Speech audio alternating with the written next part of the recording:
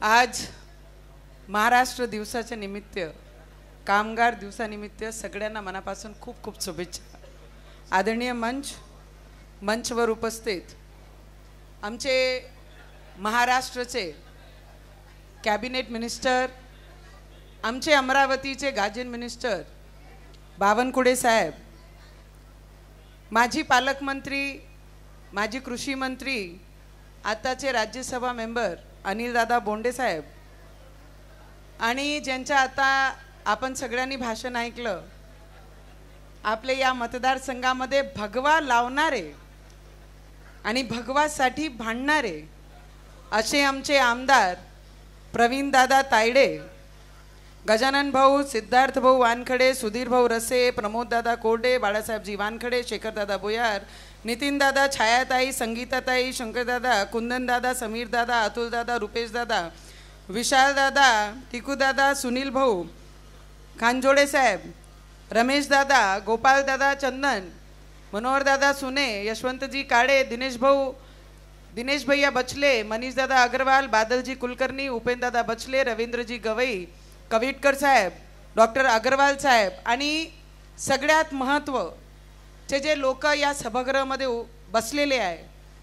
2-4 दिवस पहिलेच आमचं एक कामानिमित्त जॉब मेळावा झाला इथे, आणि त्या निमित्तही आम्ही खूप भाषण दिले, आम्ही आमचे मत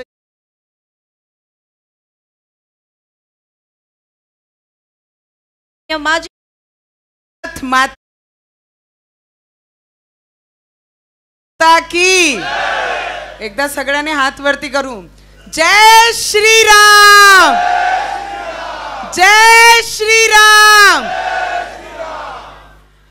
आज महाराष्ट्र दिवसाच्या निमित्त कामगार दिवसानिमित्त सगळ्यांना मनापासून खूप खूप शुभेच्छा। आदरणीय मंचवर उपस्थित आमचे महाराष्ट्राचे कॅबिनेट मिनिस्टर, आमचे अमरावतीचे गाजन मिनिस्टर बावनकुळे साहेब, माजी पालकमंत्री, माजी कृषी मंत्री, आताचे राज्यसभा मेंबर अनिलदादा बोंडे साहेब, आणि ज्यांच्या आता आपण सगळ्यांनी भाषण ऐकलं, आपले या मतदारसंघामध्ये भगवा लावणारे आणि भगवासाठी भांडणारे असे आमचे आमदार प्रवीण दादा तायडे, गजानन भाऊ, सिद्धार्थ भाऊ वानखडे, सुधीर भाऊ रसे, प्रमोद दादा कोरडे, बाळासाहेबजी वानखडे, शेखर दादा बोयार, नितीन दादा, छायाताई, संगीताताई, शंकर दादा, कुंदन दादा, समीर दादा, अतुल दादा, रुपेश दादा, विशाल दादा, टिकू दादा, सुनील भाऊ खानजोडे साहेब, रमेश दादा, गोपाल दादा चंदन, मनोहर दादा सुने, यशवंतजी काळे, दिनेश भैया बचले, मनीष दादा अग्रवाल, बादलजी कुलकर्णी, उपेंद्र दादा बचले, रवींद्रजी गवई, कविटकर साहेब, डॉक्टर अग्रवाल साहेब, आणि सगळ्यात महत्त्वाचे जे लोक या सभागृहामध्ये बसलेले आहे। 2-4 दिवस पहिलेच आमचं एक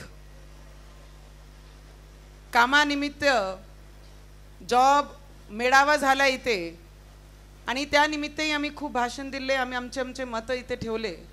पण आज बावनकुळे साहेबांना आमचे आमदार साहेबांनी म्हटलं की मी छोटा आहे, ते आताही म्हणतात मला स्वप्नातही वाटत नाही की मी आमदार झालो। हे आमदारकीची इलेक्शन एक व्यक्ती नाही, आमचा रंग भगवा या मतदारसंघामध्ये लढत होता, आणि इथे त्या भगवेची निवड झालेली आहे।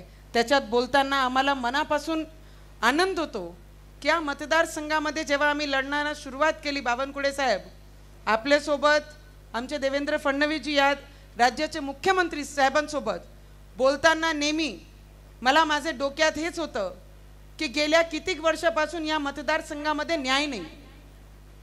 खूप सारे ड्रामे, कधी कुवेचे वर, कधी खड्ड्याचे खाली, कधी टाकीवर, हे मी माझे लग्नाचे आधीचे जे किस्से होते या मतदारसंघामध्ये फिरता फिरता सगळे गावाचे लोक मला सांगत होते की ताई, या मतदारसंघाला खरं व्यक्ती गरीब असला तरी चालेल, पण तो इमानदारीने या मतदारसंघामध्ये काम करणारा व्यक्तीच आम्हाला हवा आहे.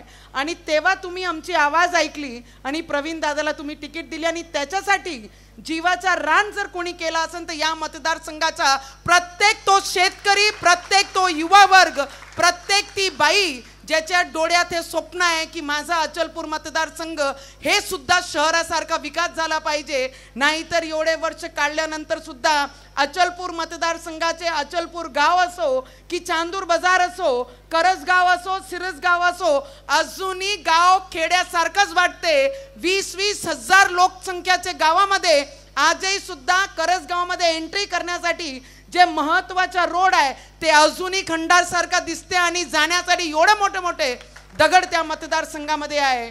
नशीबवान आहे खरं, आपण सगळे नशीबवान आहे की या मतदारसंघाचे आम्हाला गार्जियन मिनिस्टर, पालकमंत्री म्हणून चंद्रशेखर बावनकुळे साहेब आम्हाला लाभले. मला माहीत आहे खूप सारे प्रश्न आमचे जिल्ह्याला आहे. आता जिसकी नसीब ये होती है वो 1% से खासदार बन के चले जाता है.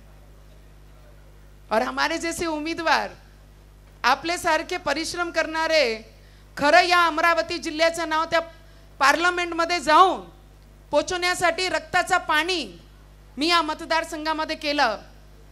अरे जब बाई उतरती है ना तो झांसी की रानी बन के उतरती है, फिर नहीं देखती हाथ में तलवार है कि नहीं है. आणि या मतदारसंघामध्ये ज्या पद्धतीने तुम्ही मला साथ दिली, बावनकुळे साहेब ज्या दिवशी आपण आले होते, योगीजी आमचे या मतदारसंघामध्ये सभेसाठी आले होते,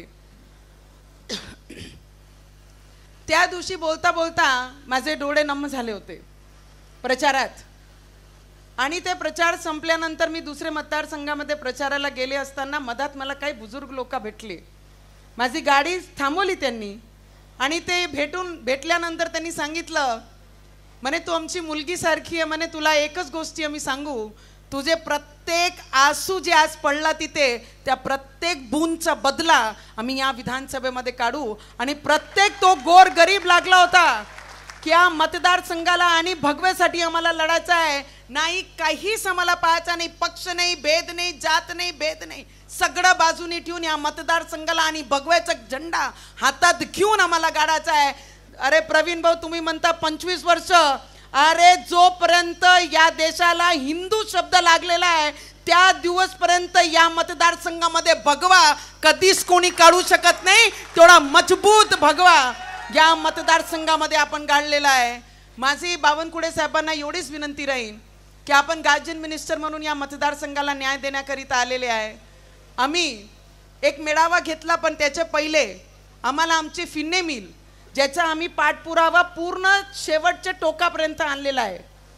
आमचे बोंडे साहेब असो, मी असो, या फिन्ने मिलचे बरेचसे युनियन जे लोक आहे, भाजपचे युनियन आहे, आपले आहे, प्रवीण भाऊनी पोटतिडकीने आपल्याला विनंती केली आहे, फक्त 20 कोटी रुपये त्या फिन्ने मिलला आपल्याला गरज आहे.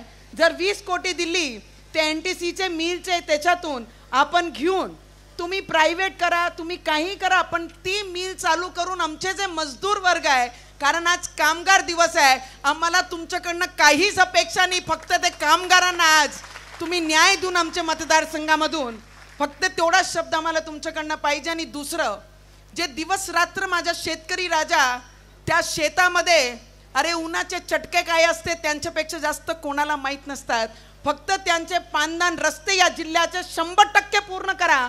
जसं आपण म्हणता की एज्युकेशनमध्ये पहिले क्रमांकावर आमचा जिल्हा राहिला पाहिजे, त्याच पद्धतीने पांदण रस्ते येणारे 5 वर्षानंतर एकही उरले नाही पाहिजे. ते शब्द मला या मतदारसंघाला आपण द्या. आणि आमच्या शेतकऱ्यांना थोडीच विनंती मी तुम्हाला करत, आणि जेवढेही आमच्या भारतीय जनता पार्टीचे स्वाभिमानचे जेवढेही पदाधिकारी इथे उभे आहे, मी सगळ्यांना विनंती करीन, या मतदारसंघाची लढाई तुमची आमची नाही.